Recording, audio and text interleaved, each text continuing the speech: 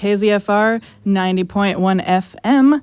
This is Bryce Goldstein. I am guest hosting today for Sue Hilderbrand on The Real Issue. The Real Issue is made possible by the generous contributions of KZFR supporters and by Chico Certified Farmers Markets, featuring 2 year-round markets in Chico at the North Valley Plaza on Wednesday morning and at 3rd and Wall Streets in downtown Chico on Saturday morning. There's also a seasonal market at Merriam Park in Chico, May through October. Details are available at chicofarmersmarket.com, connecting farmers and food lovers since 1980. All right, welcome to The Real Issue on KZFR 90.1 FM.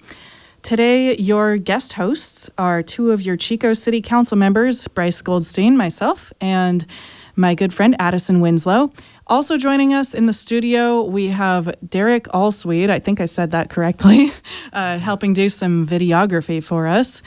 So let's get started. Today, we're going to update you on what's happening at City Hall, and we also intend to help keep you informed and entertained, hopefully. All right, Addison, you want to go first introducing yourself? Oh, I think most people who listen to the show probably know who I am, a little bit at least. My name's Addison. I represent District 4 on the Chico City Council. I don't know if I'm a guest host. I'm a guest, and you're the guest host. Well, that's also fine. I can be the guest host because I'm over here running the board. You might remember that I was a programmer for about a year before I decided to step up and run for city council myself. To avoid any conflicts of interest, I stepped back from hosting. So this is my first time operating the board in a year. So if anything doesn't sound good, you can call in and complain, hopefully in a nice way, because I might need feedback. Yeah, I'm in the same spot I'm always in when I'm here. Nice. You have microphone too. Great. Well, thank you for joining us, Addison, and thanks, Derek, for being here too, and thanks to all our listeners. Let's start off with a quick civics lesson. I feel like right now, so many people's eyes are on the federal government and all of the absolute chaos happening there, but we also have a lot going on locally, and we can kind of start off with what city council does and how that relates to the other levels of government. Let's see, I guess I can start that. We have 7 city council members. We are elected by districts in the city. There are 7 council districts. In our city of just over 100,000 people, each district ends up having a little over 15,000 people. Maybe half of those are registered voters. And districts can vary in the number of registered voters, types of population and demographics, things like that. And every 10 years when we have the census, districts get redrawn. And so sometimes we will have issues where those districts are drawn for political gain, but that could probably be a whole nother show. And my district, District 7, is generally south of 9th Street, including neighborhoods like Barber, Chapmantown, and Merriam Park. Addison has a district more in the center of town with the avenues, and each district is intended to make it possible for the people in these areas of the city to elect somebody who lives in their area and represents them on issues on the city council. Prior to 2018, we had at-large elections at the city where everybody voted for all 7 council members across the city. On a similar note, at the county level, we have 5 county supervisors representing Butte County, and those county supervisors each have a district. Their districts overlap the city. So Supervisor Tammy Ritter in District 2 represents a lot of Chico at the county level, and then 3 other county supervisors have a little chunk of Chico in their districts and a lot of county and farmland, and then 1 supervisor has the south end of the county. The county supervisors tend to have a similar but different role than the city council. We're overseeing the municipal budget, the infrastructure, housing policy, things like that affect just the city. And the county supervisors will, they have a much broader role geographically and beyond. Addison, do you want to add to that? That covers a lot of it. The city, runs the streets. We keep them safe, keep them smooth to the extent possible. We keep things from burning down. And as the city council, you run the city, and generally the city more or less will run itself, right? We have staff, we have the police department, they do what they do. The fire department does what they do. We set priorities, and the priorities influenced by us, but we really also have this choose your own adventure role, because we can just say yes to everything that staff ever brings up. And my first 2 years on the council was a lot more of that. The attitude of the majority was just let staff do their thing, kind of minimize the input from the council, minimize the influence of the council. Well, now that we have a more balanced council and there's more intentional reform going on, we're a lot busier. I'm a lot busier, even though before I was a one minority, and so I felt like I had this whole responsibility in and of myself to communicate things that were going on and be a voice for half or more of the population. And now I have help on the council, but at the same time we've assigned ourselves a lot more tasks, and so we're actively looking at changing a lot of things and have more. We're taking more power out of just the typical operations of staff right now, because there's the will of the council to look at reforming some things. True. So I joined the council in December after being elected this past November, and Addison has been on the city council since the 2022 election. So he's been on council for 2 years more than me. We've both been attending city council for a very long time, but he has more experience in actually being the policymaker and working with staff and working with the rest of the council to try to get things done. I have a longer history of just showing up and complaining at city council, or sharing good ideas. So in those 2 years, I complained to Bryce a good amount. So she had an insight into how things were going, even when she wasn't there. That's true. Yeah. So we've both been very civically involved for a long time, and it's quite a change of pace for me to be on the council, where I can't just turn up and say, hey, I think that we need, bike lanes all over the place or something like that. I need to actually come to council with a well thought out plan for how are we going to fund this. I need to talk to staff. I need to talk to community stakeholders to figure out how to actually implement things and perhaps get through the politics of working with people who I don't always politically agree with on the council. And so that's not necessarily new for me, but it's just a very different angle being on the council versus being a member of the public who shows up, which I just want to put a plug for. If you're a member of the public listening to KZFR right now, and you want to see positive change in your community, it's always really valuable for people to show up and make their voices heard at city council. So come on out to city council. It's every first and third Tuesdays, 6 p.m. down at the Chico City Council chambers.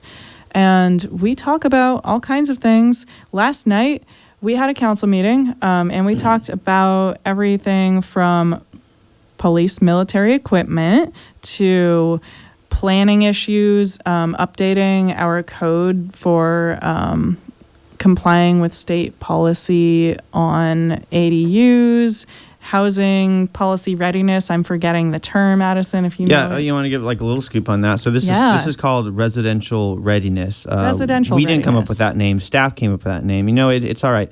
There was a lot of code updates that were necessary as a result of the update to the housing element that happened. It would have been approved before I was on the council, but I had worked with Butte Environmental Council, and Bryce was on the Planning Commission, and we had put criticisms into the city's housing element, and a lot of state laws had changed requiring cities to do more to facilitate the production of affordable housing, reduce barriers and constraints to housing production throughout the city. So the city had to do all these things to come into compliance because the state shot them down on their proposal, so we didn't actually adopt this housing element until a year later when I was on the council. And so a lot of this is coming into compliance with this based on criticisms that came from Bryce and I before we were on the council. But also the first thing that I ever got on an agenda in the city, because it was a struggle to even have discussions in the previous council. And the first thing I got on was a discussion of this pro-housing designation, which was sort of a way to talk about pro-housing policies without saying it's my idea, because I wasn't getting anywhere with my own ideas. So saying, hey, there's a state program if we discuss this, then we can get these incentives on grants. It'll help us get money for infrastructure and stuff. So it seems like a good idea that way. There's a carrot held out.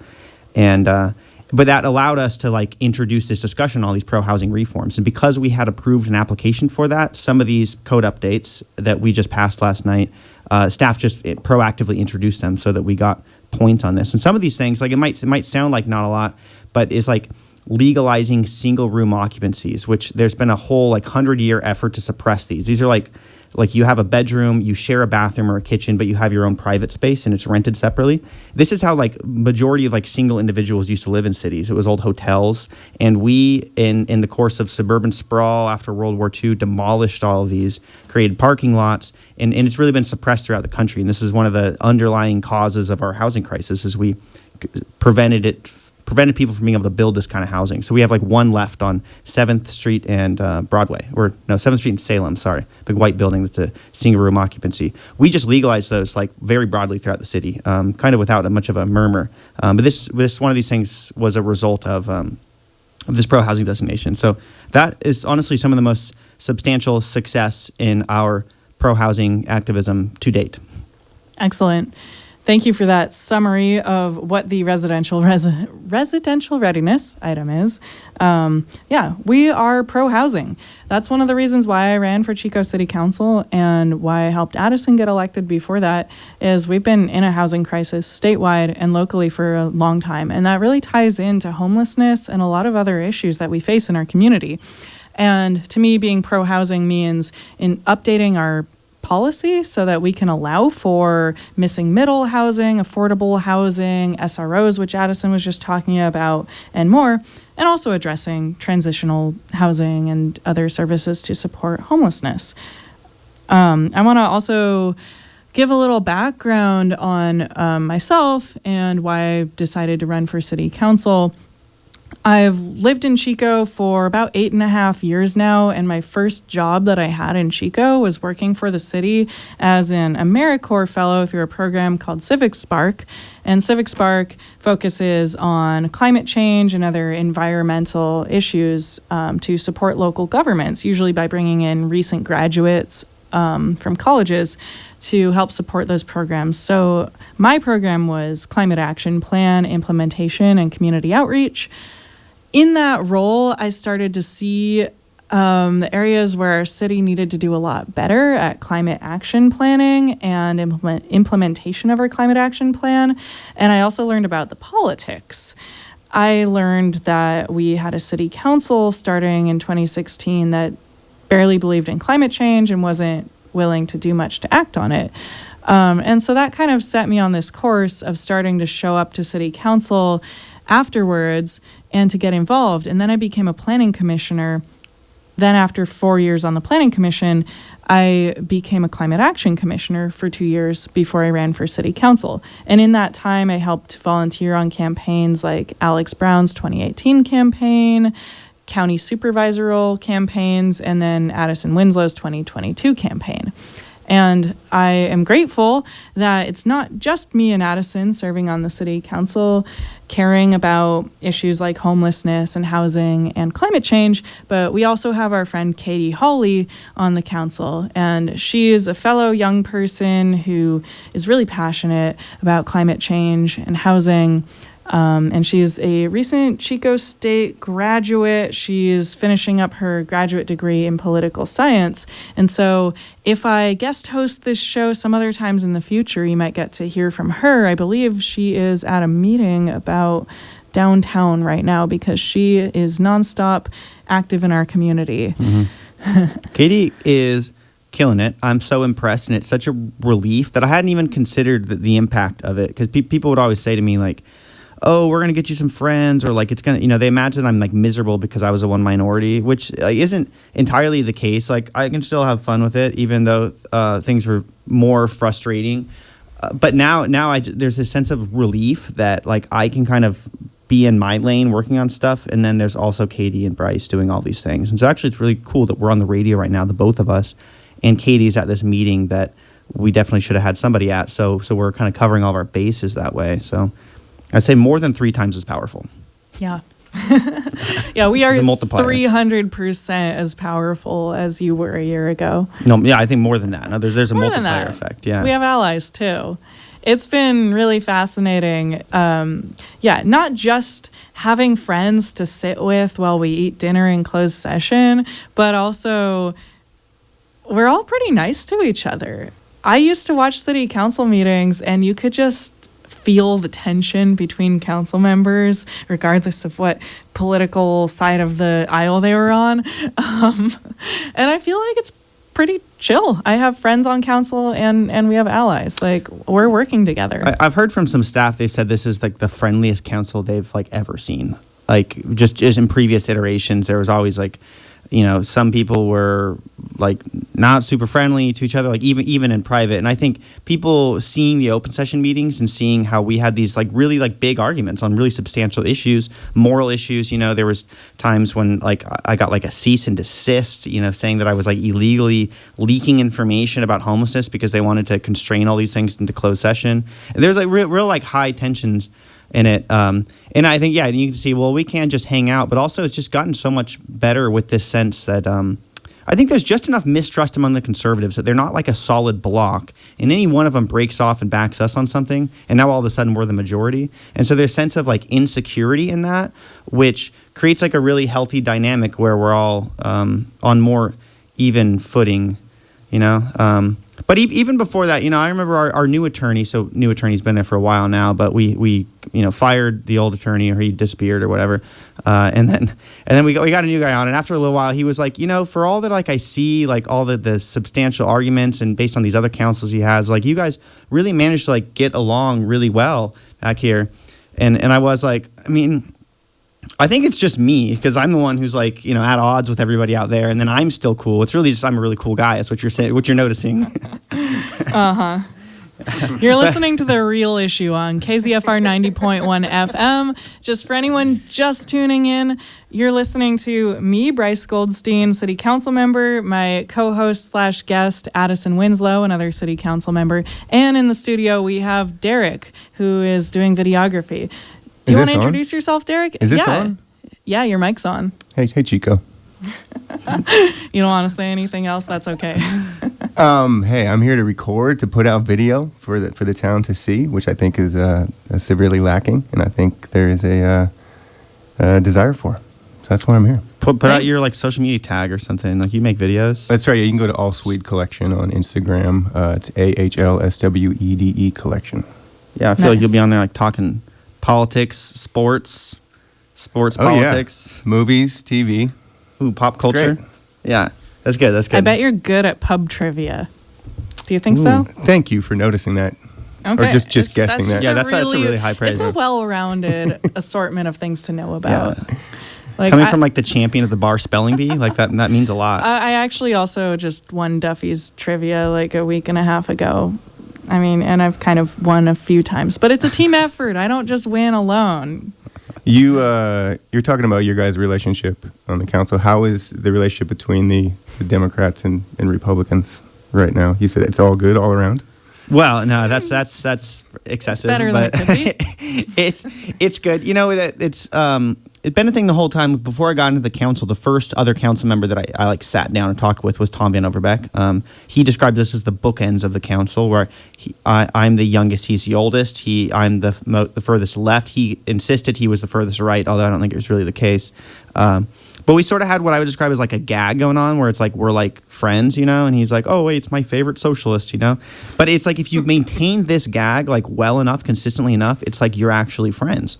And we know we have these like very intense disagreements. We know like basically exactly where they are, but we still try to like work ways to do things. And I think him wanting to be, you know, he wants to do good from his perspective there, and sees like he doesn't have the most confidence in the other people on the council. They're going to help him carry that through. So he has to rely on me and us, and that's a good situation. So we kind of have like, I don't say like deals, but we try to pitch each other on things and get each other's support for stuff. And we have things like, I mean, just one recently because it was kind of in the works for a while, is we're having car-free Bidwell Park on weekends right now, and this is something that actually really had to be pushed and fought for. And of course, there's all this like talk about how this is going to be disastrous, or it's like disabled people won't have access to the park now. But then we hear from people, they're like, oh, well, people who are in wheelchairs are enjoying the park on the weekends. They don't have to worry about cars going by and smog or anything. Somebody called the Public Works to say, like, hey, I taught my kid how to ride a bike in the park this weekend, and I never would have done that if there were cars in there. And this was something that, Tom really kind of went out on a limb to support, and we were, the votes to make sure it would happen. So there are other examples of things where Tom has been my second on motions, whenever we worked it out there. Yeah, you want to comment on relationship with other council members? Well, I'll just add that I'm appreciative that Councilmember Tom Van Overbeck has a vision for improving our infrastructure and our code so that we can plan for a better community. I'm a transportation planner in my day job. And I just think we have such an opportunity to make our city more bike-friendly, more transit-oriented, although I think Tom and I might disagree on exactly what that looks like. He is willing to listen to me and try to create a vision for a better connected community with more housing options, and I really appreciate that. I know my other council members also have the same general goals. I just find that it's nice to get to talk to Tom, even though we can laugh about how politically different we are, but we can share a lot of the same strategies. Yeah. If you like drama, the first meeting we had with this council, the first vote we had was on who's the mayor, and Katie, without my knowledge in advance, it's like we had talked before the election, but the Brown Act prevents us from really discussing things like, as a majority beforehand, or you can't have like a serial meeting where we all talk to each other. But I nominated Tom to be mayor, kind of on the understanding that like we would get committee spots, and that's what is important about being the mayor. And then Katie broke with us and made Casey Reynolds the mayor, which I was like not happy about at first. Like I kind of like thought about the implications of that, and I'm like, this is really bad. I think it's a little embarrassing in some respects, maybe, but also it's like nobody knows what goes on behind the scenes. We didn't really have public discussion about all this. But you know what? Next meeting we had the commission nominations, and then promoted Tom to the chair of finance committee, which he wanted, and then got his vote to remove the mayor from Butte County Association of Governments, which runs the bus, which I was concerned about, put Bryce on, and then removed the mayor also from the Vina Groundwater Sustainability Agency and put Katie on. And it was this like really nice victory that I actually ended up with less work as a result of. And I really like those kind of victories. Actually, that felt good. So I have less positions than I did, but I feel better about how the positions are. And Casey's been good as mayor as far as running the meetings and stuff goes. So. Yeah, and I appreciated that Casey had the idea to create this ad hoc committee on homelessness, which we haven't met yet, but there have been a few circumstances that have caused that. But this month, we're going to start discussing what strategies the city might employ towards better addressing homelessness in our community. Obviously, everyone's aware homelessness is a big issue. It's been going on forever, and the city got sued over it. We have the Warren v. Chico settlement agreement, and although the city wanted to basically get out of the settlement agreement, we recently had a decision from a judge that denied our Rule 60 relief request, and so now we're in a position where we need to decide our next steps. Addison, looks like you have something to add to that. Oh, I could add so much to that. Well, there's things that we're not allowed to talk about, as has been a theme, talking about homelessness for years now. But this at least is public enough because the city made it public that back like last summer, the Supreme Court overturned this case that was really the basis for like cities have to provide shelter if they're going to criminalize sleeping outdoors everywhere. So that was thrown out, but we were in the settlement agreement. But this, the council that we had was so confident that we could march out of this thing, that we had like the moral victory from the Supreme Court, and this was just going to take us like right along. And so they put out really like a senseless deal. It's kind of a pretend like rhetorical thing that like, hey, we'll give you a deal where like we'll keep open the pallet shelter if you just agree to like let us be free of everything else. We don't have to assess people for shelter. We don't have to worry about whether there's shelter available. We'll just run the pallet shelter and forget about everything else. And naturally, it's like they said no, like that's not a deal for them. And then the city's like, well, we'll keep open the pallet shelter anyway because they didn't really want to be talking about shutting it down. But one thing that did happen there was Legal Services sent us a counteroffer for a deal where we would change the settlement agreement And they actually thought it would be confidential, but the city made it public, and it would have said, it says like, we keep operating the pallet shelter with certain rules. We'll make sure that it's at high occupancy, 95% occupancy, which is more than we've ever kept it at. We always keep a bunch of them open so that we can clear out places and not have any holdups on that. And provide like an alternate site so somewhere else for people to go. But it said that we'd be able to enforce anti-camping laws everywhere in the city with just a 72-hour notice. Right now it's 14 to 17 days, which is a big kind of sticking point for these camps will stay there for a really long time, no matter sort of how much of a nuisance they can be. And that was like in hindsight now, what a deal that would have been. We could have been like, we could have not been dealing with this like persistent homeless encampments in these problem areas like Bidwell Park or on bike paths or something like last summer. We would have been out of it by then. But the city was so confident that they could get out of it that they just went right ahead, and now we just got rejected. And so so now this looks like a really good deal. You know, we don't know that it's necessarily still available to us because the leverage of us pushing legal services into fighting this legal action is now gone. And they already spent the resources to defend themselves, and they won. And so obviously, like, you know, negotiations are going on that we can't talk about, but that is interesting. And I'm like, wow, what a like legendarily terrible decision that was on the part of the former council. You mentioned a new building on 7th earlier with the shared bathrooms. Or We're actually talking about a very old building. In fact, one of the oldest buildings in the city. It's on our historic resources inventory, and it's showing its age. It's beautiful. 7th and Salem behind the Salvation Army building. I've known people who've lived in this building, and it basically has a bunch of rooms with a kitchenette. So that's a single room occupancy or an SRO. There's also an apartment in there, I think, like a larger one. And that's designated for unhoused people? No, it's like cheap housing. I knew somebody who was like, I went to school with, who lived in there for a little bit. But right now it's actually run by CHIP, by Community Housing Improvement Program. Yeah, I believe so. Yeah, they haven't for a super long time, but yeah, well, hey, that's a nonprofit. CHIP is the largest nonprofit housing provider in this Northern California. I know they were founded in the 1970s. Local songwriter who wrote a song about that house, just so you know why I'm.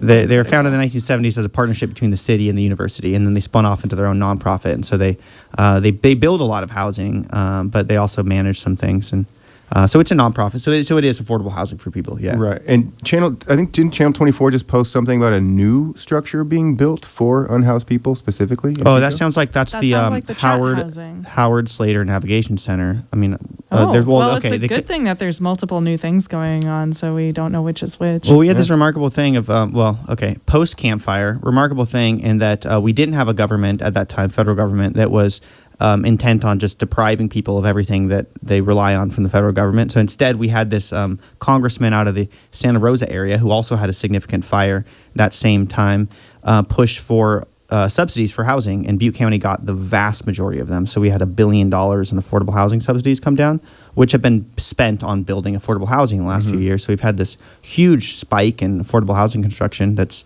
kind of coming to an end now, and we're back to having like no money for that sort of thing.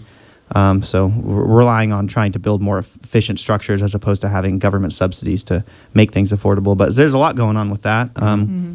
And yeah, there's a chat project way out Highway 32 west. West. They're breaking ground next month, I think. They just raised a bunch of money for it. Which, side note, there's an event called Pancakes for Chat coming up. I think it's on Easter. I might go to that. Sounds fun. At the Card Center. What's CHAT stand for? Chico Housing Action Team. Okay. They've existed for a while, and they've really evolved as an organization. I think they actually started along with Safe Space, I believe. And Safe Space is one of our low barrier shelters in town. And they started, if I'm recollecting correctly, basically the group started because people who were unhoused were dying during the cold months of the year, dying on the streets. And so the Peace and Social Justice Center opened its doors and let a few people sleep in there. And Chico Housing Action Team was that group that partnered with the Peace and Social Justice Center to make that happen.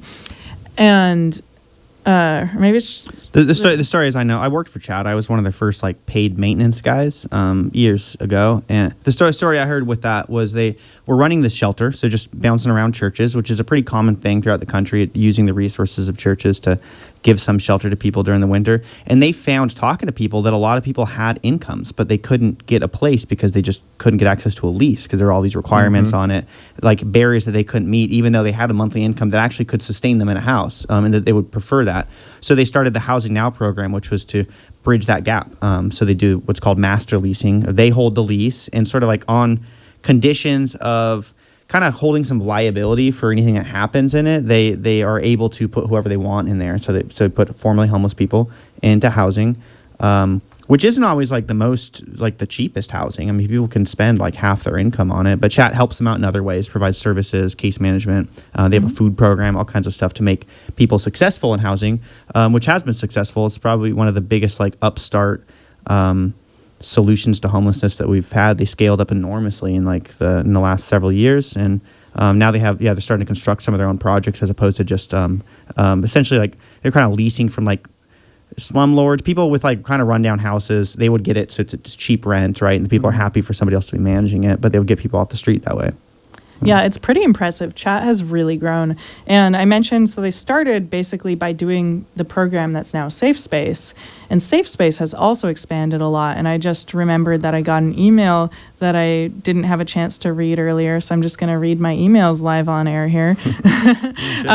We get a lot of emails from constituents and from city staff as city council members, which, by the way, if you're just tuning in, I'm Bryce Goldstein, one of your Chico City Council members, guest hosting for Sue Hilderbrand on The Real Issue on KZFR 90.1 FM. And in the studio, we also have Councilmember Addison Winslow and our friend Derek, who's doing videography for us tonight. So, live reading my emails, we have some upcoming events related to Safe Space, a local low-barrier shelter that we're invited to by Hillary Crosby, the executive director of Safe Space.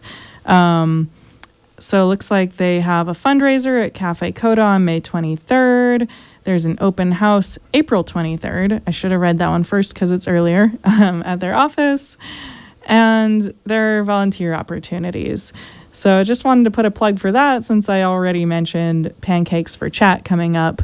And I am sure the Torres Shelter and our other awesome service providers have some cool events coming up too. Encourage looking up our local service providers and maybe volunteering if you have a chance. It's a great time of year for events in Chico. Yeah. Not going to rain. It's not going to be too hot. Do things outdoors. I know KZFR has a community calendar, and I think that if any of our listeners have great community events that they want to put on that calendar, you can probably go to kzfr.org and submit those. Also, if anybody, feels like telling us that there's an event that we should go to or something, you could call our number here at KZFR, if I can find it, 895-0131. And if I look behind me, I might see that the phone's ringing, and I could even put you live on air or something. But also, we're taking questions if they're pretty quick. This is my first time hosting in a while, so I'm being pretty awkward about it. It's been a year since I hosted the Peace and Social Bryce, Justice show. Yeah, I know. Who would? Sometimes I can't believe I got elected. I'm like a really awkward person. I'm okay at hiding it on the radio for like 2 minutes, and then I just devolve into this. Anyway, we're here to keep talking about happenings in municipal politics. But also, yesterday was tax day. I hope everybody had a really fun tax day, April 15th. And I hope everybody had as much fun as I did, figuring out which websites I should give all my personal information to. Filing an extension. Entering all the information about my job and my family and my investments and savings accounts and all that. And it just feels so good to have to pay money to the federal government right now. Right, guys? I don't even have savings or investments. I had like 1099 income, which makes it really complicated. And I stay low income for the bennies. Yeah, this year I kind of regret having financial stability because it means I have to give so much of it to support the federal government. And anyway, so I love being involved in local politics because I can forget about all the terrifying things happening worldwide and nationally. Isn't it great? Well, wait till budget season comes up and we start to have to reevaluate things based on the cuts we're in in budget federal and season. state funding that come down. Oh no. Yeah, last year, last year the state was going through significant budget cuts, and one of the things that meant was a grant that we had got awarded but hadn't been given the money yet was going to be cut, and it was going to be repaving North Cedar, which, if you're familiar with North Cedar by the railroad track, it's like well reputed as the worst road in town. It also has a lot of the highest density housing. It's also in my district. And so you had this whole little emergency struggle of how are we going to pull in the funds to not delay that project? And we're successful there, but we can only do so much. So, when the federal government cuts things, we start to see it where we end up having to make cuts because we rely sometimes on their money for things like affordable housing, but also sometimes infrastructure. Can we do a city council's relationship with tax revenue 101? Is there just an account that has all the money in it, and it's your guys' job to divvy it up? Wait, that's exactly right. No, it's called the general fund. Not everything. There's different funds, and grant funds, can go into specific pools, and we have money that's tied to specific things. But the general fund is mostly sales tax in California for Chico right now, especially since we just increased the sales tax a couple of years ago. But we also get property tax in, and then government grants. Those are the three big legs of the stool of municipal finance. I just had a meeting with our finance director last Friday to learn about the budget, so I'm super new to this. It's really complicated, but you did a great job of summarizing that, Addison. Yeah, it's kind of weird the incentives that are set up because property tax, because of Prop 13 in California, which I don't know if we should go into detail to explain that, but it limits property tax revenue and it really benefits people who've owned their home for a long time. Because of that, we have to rely increasingly on sales tax, and then that means that are people buying things or not in Chico is the biggest determinant of do we have money to do these things, right? And this is even more interesting and weird nowadays with online retail because things can be bought in Chico and it can be mailed from somewhere else, and in which case the point of sale is not in Chico and we don't get the sales for that. And based on tax rolls, we can see, I think it's not supposed to be fully public, but sometimes we have online retailers based in Chico, and sometimes for tax reasons, they relocate to a place, say North Carolina, Virginia, or something like that, and the point of sale changes to another state, and we lose all of the sales tax out of that, which, because there's some big online retailers that are or formerly based in Chico, that can mean millions of dollars that we lose every year to it. And that's kind of a weird thing to be, if you want to inside being a city council member is we're downtown all the time. We have this deep attachment to the city. I grew up here, so I have that. But it's a new experience being when the city budget loses $1 million, I feel personally hurt. It's just something that I'm now getting into, and really so watching some of these things and watching the state budget and how that impacts us, I can anticipate the pain or sometimes just the lack of opportunity. It's we want to do these things. We want to make our park nice. We want to make our roads nice. We want to improve bicycle infrastructure. We want to build housing to improve the conditions for people throughout Chico. And we're limited by finances sometimes. So we try to be creative and find cheaper solutions. So some of one of the biggest safe streets projects we have coming up, I got a rough quote from engineer that's we're looking at a couple $100,000. It's not a big deal when we can still dramatically improve things. It's not going to be as pretty as a well-constructed with trees in the middle of the street and stuff, but we can still make improvements with less money. And that's sometimes the way we got to go because we don't have control over where the point of sale is for online retail and stuff like that. True. Do you want to elaborate a little bit on that Safe Streets study that you're talking about? Yeah, this is the next city council meeting item. It's one of the my campaign was Safe Streets and Housing for All, and I like to watch how we're hitting these things in different ways, and some of this is stuff that's in progress, and but this is one I'm stoked about, and it's been great as far as the relationship with the council, as we have this general agreement that what the priority is safety, and that can mean so many different things, and as far as how your budget reflects that, and what's your ROI for safety and all these things, but we focus a lot on traffic, street safety, people being able to walk and bike safely.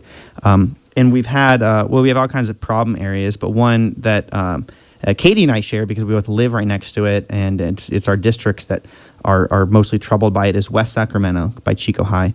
There's been a lot of accidents. In fact, a city employee hit 2 people in an intersection just last week. It was actually the day after Katie and I talked to our engineering director about this project proposal. So it's on our next agenda. I'm doing the report on it. And we want to put protected bike lanes on West Sacramento. There's enough room. There are some blocks where currently there's street parking on one side, and we don't have the space with the street parking there. We have to take away those parking spaces. And that's, of course, troubling to people who like to use the parking spaces, the high school students who park to go to high school. Some people might park there conveniently overnight as opposed to like in the alley or in the off-street parking or on another street.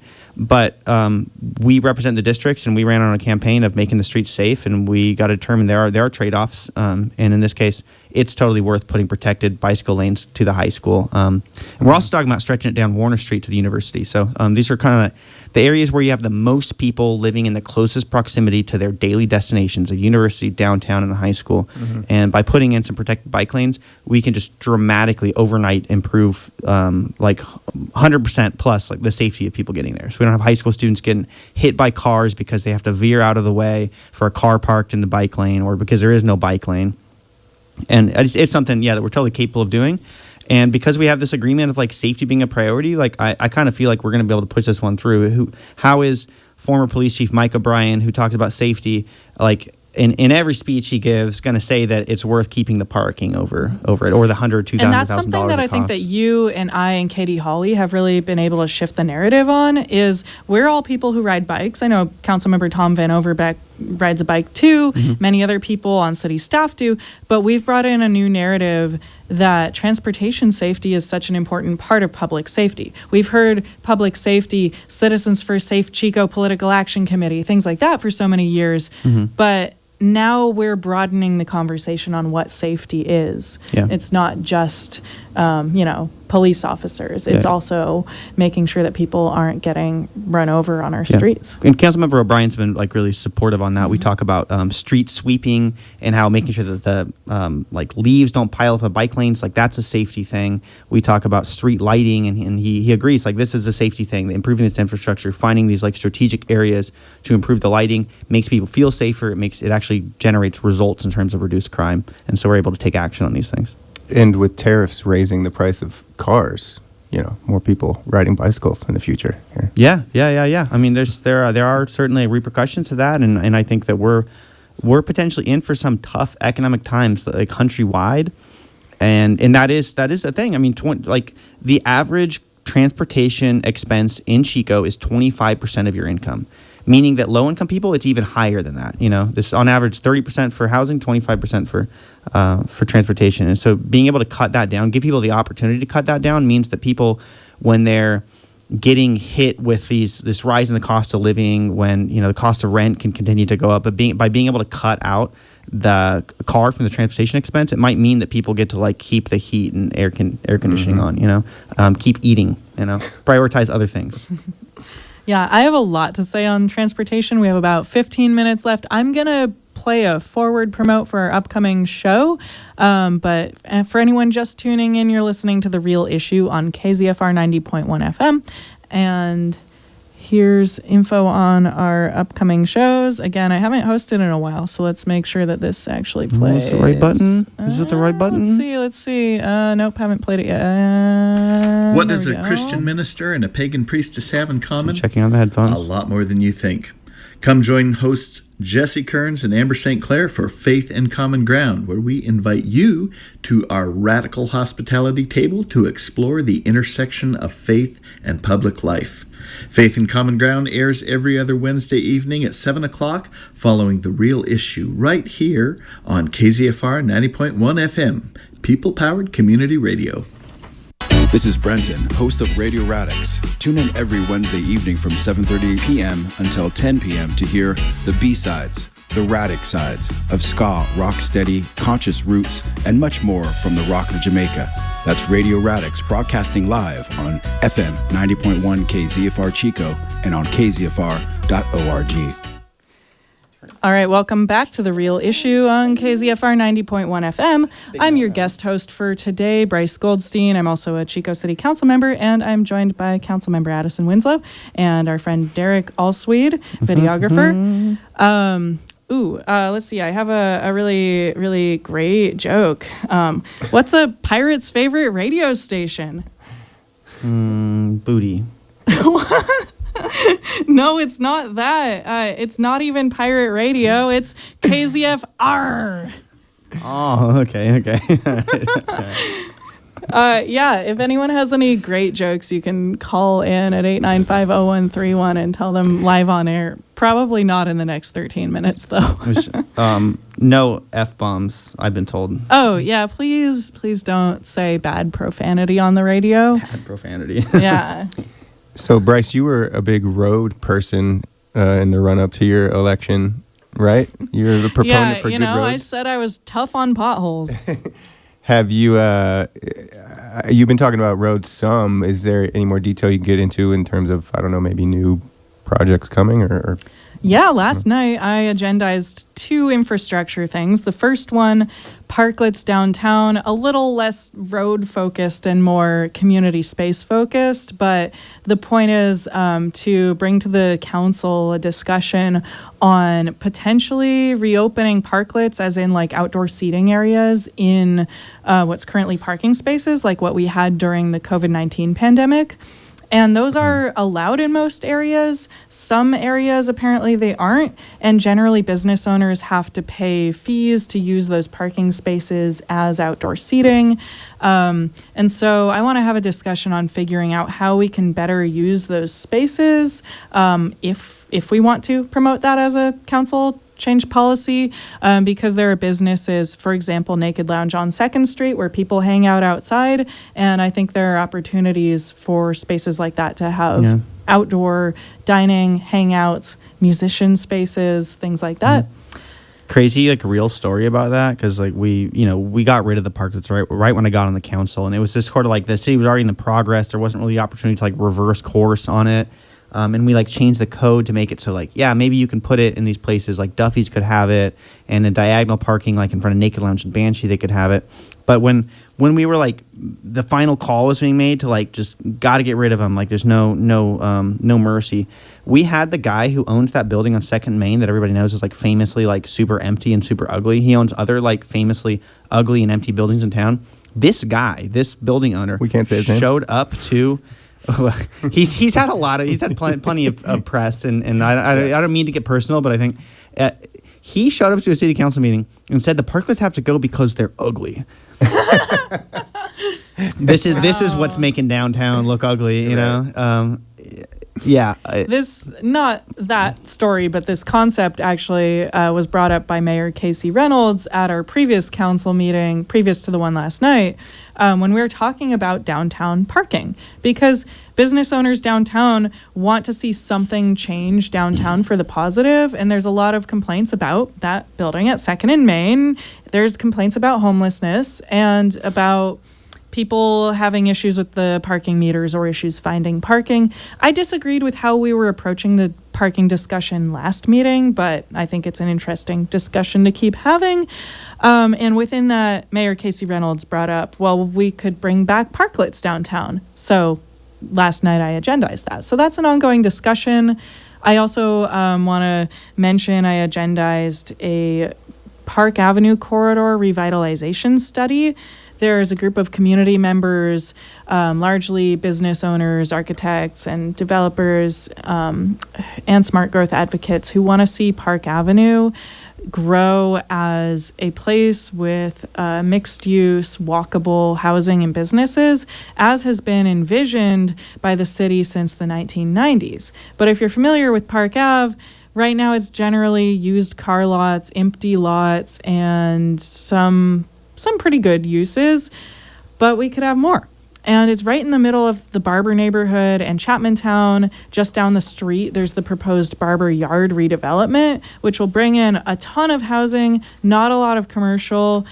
And then downtown, literally right now, there's a stakeholder meeting on downtown revitalization, and Park Ave is just south of downtown. So there's a huge opportunity for that area, which is in my district, District 7, to become a really great core area for commercial and residential uses. And I'm hoping that we can start this conversation as a city council on how we can better implement the plans the city already has for the corridor, and look forward and make changes potentially to our code and to our street design.